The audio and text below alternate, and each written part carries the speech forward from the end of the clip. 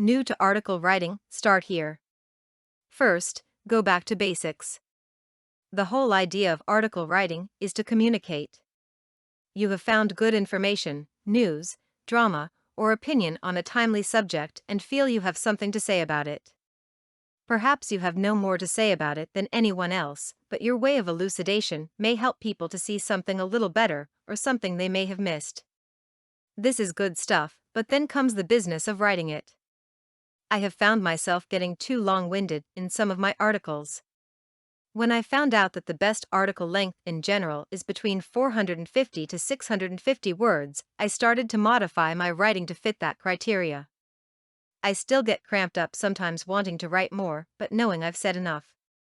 In time I found a way to keep things both simple and readable without sparing important content. It is so simple I am almost embarrassed to say it. But if a thing works, it should be made known. If you were to pick up a pen and write a letter to a friend, what form would it take? Would it have a summary, 7 points, and a huge wrap-up? No, it wouldn't.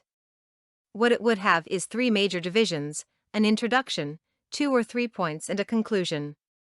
This may not be the best form for every article you write, but it is an excellent place to start if you're new to article writing. It is also a good place to fall back to when you have gotten far too complicated and bogged down in form and polish. I am not suggesting that you cease to get all the advice you possibly can to improve your writing skills. I have a few sites I refer to constantly to learn new things. One of my favorites is Pointer Online. Every once in a while I have to resimplify to make sense of something I'm trying to say. Try it yourself. Remember, introduction, 2 or 3 points, and a conclusion. For more content like this, please visit learnforfree.biz.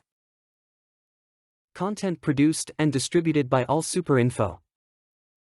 All rights reserved.